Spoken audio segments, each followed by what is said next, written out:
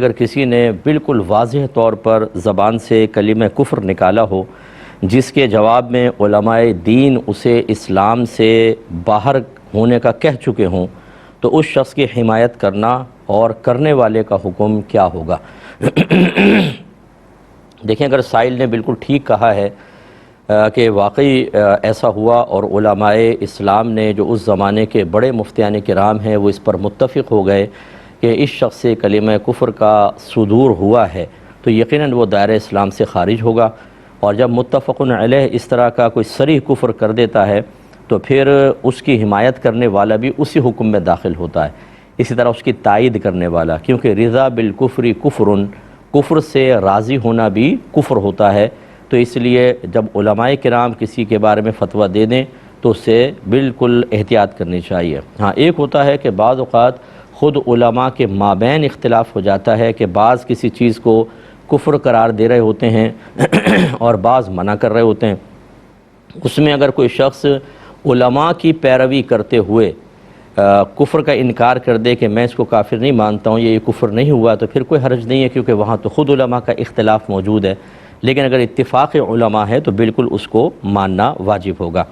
ایک بھائی نے کہا کہ بعض لوگ ایسے ہوتے ہیں جو قرضہ لے لیتے ہیں اور اس کے بعد دینے کا نام نہیں لیتے، بار بار چکر لگواتے ہیں، کال اٹینڈ نہیں کرتے ہیں۔ ایسے لوگوں کے لیے شرعی طور پہ کیا حکم ہے؟ جبکہ وہ قرض ادا کرنے پر قادر بھی ہوتے ہیں لیکن جان بوجھ کر ٹال مٹول کرتے رہتے ہیں، اور خود انسان ذلت محسوس کرتا ہے بار بار مطالبہ کرنے پر، ایسے لوگوں کے لیے کیا حکم ہے؟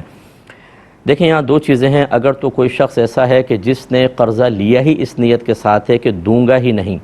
تو نبی کریم صلی اللہ علیہ وسلم نے ارشاد فرمایا کہ جو قرض اس نیت سے لے کہ میں اس کو بعد میں ادا کروں گا تو اللہ تبارک و تعالیٰ اس کی طرف سے ادا کرے گا، یعنی مراد یہ کہ اس کے لیے آسانیاں پیدا کرے گا اور وہ مال اس کے پاس آئے گا، وہ ادا کر دے گا۔ اور جو اس نیت کے ساتھ قرضہ لے کہ میں دوں گا ہی نہیں تو اللہ تبارک و تعالیٰ اسے تباہ کر دے گا۔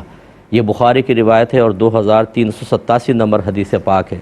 اور ایک روایت میں یہ دوسری ایک تو یہ ہے، اور ایک روایت یہ ہے کہ جو مالدار ہونے کے باوجود قرض کی ادائیگی میں ٹال مٹول سے کام لے تو وہ اس نے ظلم کیا، یعنی وہ ظالم ہے، اور ظلم کرنا حرام ہے۔ اس کا مطلب حرام اور گناہ کبیرہ کا مرتکب ہوگا۔ یہ بھی بخاری کی روایت ہے اور 2400 نمبر حدیث پاک ہے۔ لہذا جو ہمارے بھائی بہن سن رہے ہیں، خدارہ قرض کی ادائیگی میں دیر نہ کریں۔ اسی طرح مارکیٹس کے اندر ہم نے دیکھا ہے کہ جو سیلز مین ہوتے ہیں بیچارے چیزیں دے کے چلے جاتے ہیں، پیسہ پڑا ہوا ہے گلے کے اندر، وہ آئے گا جی وہ پیمنٹ کر دیں، پھر آ جانا، دوبارہ آ جانا، بعد میں آ جانا، بار بار چکر۔ یہ یاد رکھیں کہ آپ نے ویسے ہی کسی سے پیسہ لیا ہو بعد میں ادا کریں، اس کو عرفاً قرض کہتے ہیں۔ اور اگر آپ کو کوئی چیز آپ نے خریدی اس کی پیمنٹ کرنی ہے، اس کو دین سے تعبیر کرتے ہیں، جو قرض ہی ہوتا ہے لیکن دین کہتے ہیں۔ ان دونوں میں بلا عذر ٹال مٹول کرنا گناہ ہے۔ لہذا جو کاروباری حضرات مجھے سن رہے ہیں، خواہ مخواہ کیوں دوسرے کو تنگ کرتے ہیں؟ بر وقت پیمنٹ کریں، آپ نے آج بھی دینا ہے، کل بھی دینا ہے۔ رولا کر دینا، توڑ کے سامنے والے کا پیسہ دے کے خراب کر دینا، اس کی بیچارے کی دل آزاری، بد دعائیں لے کر پھر آپ سمجھتے ہیں آپ کے کاروبار میں برکت ہوگی، اسی لیے برکت نہیں ہوتی ہے، یعنی اس وجہ سے بھی برکت نہیں ہوتی ہے۔ اس لیے اللہ کی بارگاہ میں توبہ کرنا واجب ہے۔ ایک بھائی نے پوچھا کہ گھر میں ایک ہی چیز کا سب کو استعمال کرنا یا سب کا اسے استعمال کرنا کیسا ہے؟ جیسے تولیہ ہے، کنگھا ہے، صابن ہے۔ دیکھیں، تولیہ تو میڈیکلی پوائنٹ آف ویو سے، طبی نقطہ نگاہ سے نہیں کرنی چاہیے۔ بعضوں کی کھال سینسٹیو ہوتی ہے، بعضوں کی نہیں، بعض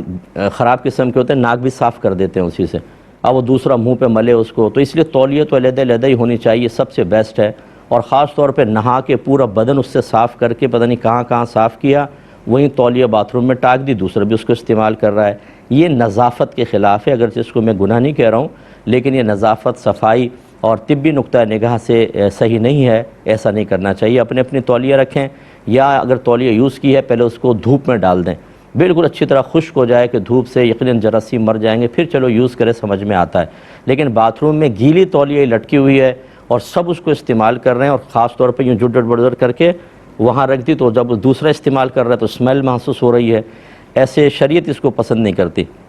کنگھا ایک دوسرے کا استعمال کرنے میں کوئی حرج نہیں ہے، بعض نے بزرگان دین نے بعض صورتوں میں منع کیا، لیکن یہ کوئی ایسی چیز نہیں ہے۔ اور اسی طرح صابن میں تو کوئی پرابلم نہیں ہے، کیونکہ جب آپ صابن یوز کرتے ہیں تو اوپر کا جتنا بھی حصہ ہے وہ تو ساتھ ہی دھل جاتا ہے، اور یہ ضرور کرنا چاہیے جیسے آپ نے یوں مل کے رکھ دیتے ہیں پھر ہاتھ دھو کے نکل لیے، ایک دفعہ اس صابن کو بھی ذرا نیچے لا کے دھو لیں، صاف کر دیں تھوڑا سا، پھر رکھیں، کیونکہ اگر آپ واش روم سے آئے ہیں، آپ نے اس صابن پہ ہاتھ ملا، صابن ایسے رکھ دیا اور ہاتھ دھو لیے، تو جو آپ کے ہاتھ سے لگا وہ تو وہاں پہ لگا ہوا ہے، یہ بھی نظافت کے خلاف ہے، لیکن استعمال کرنا اس کو بھی جائز قرار دیا جائے گا، کوئی منع نہیں ہوتا۔ یہ کہتے ہیں کہ ہمارے یہاں جب دلہن کو رخصت کیا جاتا ہے تو سب اس کو گلے لگا کر رخصت کرتے ہیں، تو بعض اوقات خالہ کا بیٹا بھی گلے لگا کر، یعنی کزن بھی گلے لگا کر رخصت کر رہا ہوتا ہے، کیا یہ صحیح ہے؟ یہ بالکل صحیح نہیں ہے۔ دلہن کو تو ویسی باپردہ طریقے سے رخصت کرنا چاہیے کہ نامحرم کی نگاہ نہ پڑے، چاہے جائے کہ نامحرم اسے گلے سے لگا رہا ہو، یہ بالکل گناہ اور حرام ہے، اس سے بچنا چاہیے۔ خاندانی وہ تمام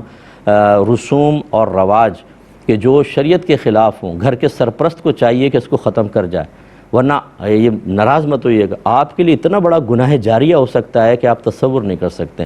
جتنا یہ اوائڈ کرتے رہتے ہیں نا اپنے گھر والوں کی خوشنودی حاصل کرنے کے لیے، ان کی رضا کے لیے، بچے کہتے ہیں ابو کرنے دیں، گھر والے کہتے ہیں کرنے دیں، باپ ان کے سامنے سرنڈر کر جاتا ہے، جب آپ فوت ہو جائیں گے یہ آپ کے لیے دعا بھی شاید نہ کریں،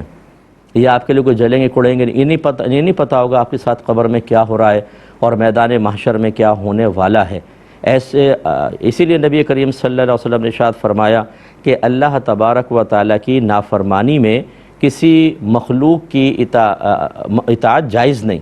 یعنی اللہ تعالیٰ کی نافرمانی والے کاموں میں کسی کی اطاعت جائز نہیں ہوتی ہے، وہ چاہے بیوی بچے ہوں، بالکل اس سے اجتناب کرنا ہوگا، اور گھر کے سرپرستوں کو چاہیے کہ اچھی طرح تلاش کریں گھر میں کون کون سی خلاف شرع رسومات ہیں، اپنی زندگی میں اسے ختم کر جائیں، کم از کم اس کے خلاف اسٹینڈ لیں۔ اب گھر والے نہیں مانتے، وبال ان پر ہوگا، آپ پر نہیں، ورنہ آپ کے لیے گناہ جاریہ۔ بہن نے فرمایا کہ فجر کی نماز کے بعد قضا نماز ادا کر رہے تھے کہ نماز کے دوران سورج طلوع کر آیا، تو اس نماز کا کیا حکم ہوگا؟ دیکھیں جب سورج طلوع کر آیا تو آپ کو یہ نماز توڑ دینی چاہیے تھی، اس کو توڑ دیں اور بعد میں اس کی قضا ادا کریں گی۔ ایک انہوں نے کہا کہ وضو ٹوٹنے میں شک تھا، ایک نماز تو پڑھ لی تھی، دوسری نماز میں شک تھا کہ پتہ نہیں ٹوٹا نہیں ٹوٹا، نماز پڑھ لی، بعد میں یقین حاصل ہو گیا کہ وضو نہیں تھا۔ دیکھیں جب وضو کا ٹوٹنے کا یقین حاصل ہو جائے تو پھر اس کا مطلب ہے آپ کی وہ نماز نہیں ہوئی، آپ کو دوبارہ وہ نماز ادا کرنی ہوگی۔ اگر وقت نکل چکا ہے تو قضا کرنی ہوگی، اگر وقت باقی ہے تو دوبارہ وضو کر کے دوبارہ اس نماز کو ادا کریں گے۔ بہن نے فرمایا کہ عمرے کے بعد میں نے عمرہ ایک ایسا تھا جو عصر کے بعد شروع کیا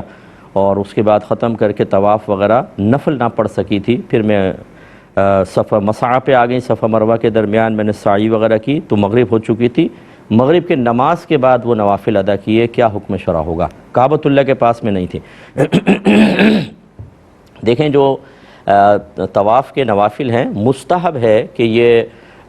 مقام ابراہیم کے پاس ادا کیے جائیں، لیکن اگر وہاں پہ ادا نہ کریں تو مسجد میں جہاں کہیں آپ ادا کر لیں یہ ادا ہو جائیں گے، اور فوری طور پہ ادا کرنا مستحب ہوتا ہے، لیکن جیسے آپ کے ساتھ شرعی عذر تھا کہ عصر کے بعد نوافل نہیں پڑھ سکتی تھیں اس لیے آپ وہاں چلی گئیں، تو مغرب کے بعد ان کو ادا کیا آپ نے، بالکل ٹھیک ہے، اس پہ کوئی دم وغیرہ لازم نہیں ہوگا۔